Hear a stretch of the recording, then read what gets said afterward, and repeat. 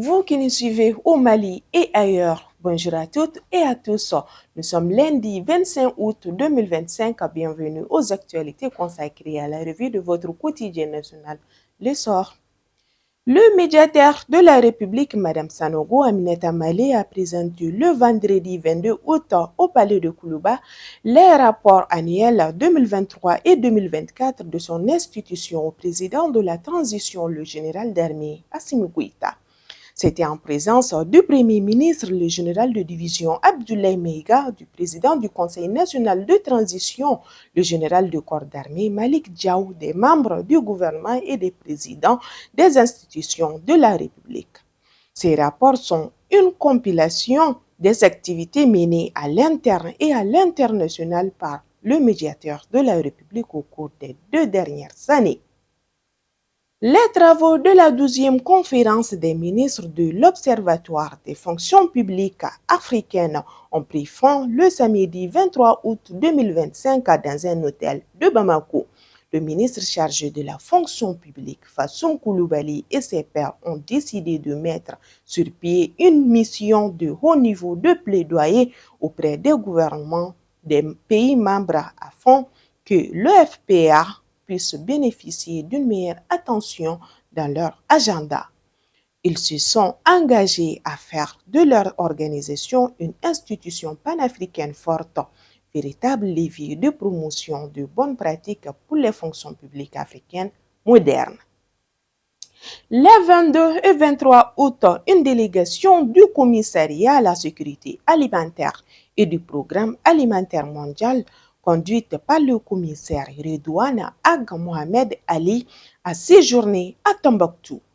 La mission comprenait notamment le représentant pays du PAMA, Giancarlo Siré, le gouverneur de la région, Bakoum Kanté, et le PDG de l'OPAMA, le colonel-major Abdoulaye Traoré.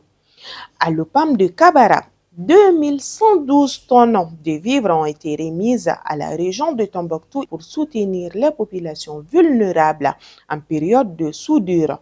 Le CISA réaffirme son engagement à assurer l'approvisionnement des populations en produits alimentaires. Depuis le début de la saison des pluies, le Mali a enregistré 34 cas d'inondation, 6 cas de foudre et 4 cas de vent violent. Ces événements ont causé 23 décès, 33 blessés, l'effondrement de 845 maisons et touché plus d'un millier de ménages, soit 11 122 sinistrés. Tel est le bilan dressé par le comité interministériel de gestion des crises et catastrophes lors d'un point de situation tenu le 21 août au Centre de coordination et de gestion des crises. Le gouvernement reste mobilisé pour assister les populations affectées et poursuit des actions anticipatoires, notamment des opérations de sauvetage, d'évacuation et de mise en sécurité des sinistrés. L'Afrobasket masculin 2025 s'est achevé hier soir avec le sacre de l'Angola face au Mali par un score de 70 à 43. Les Aigles, qui rêvaient d'un premier titre continental après avoir éliminé successivement la Côte d'Ivoire en quart de finale et le Sénégal en demi-finale, sont tombés face à une équipe angolaise intraitable, infligeant un écart de 27 points.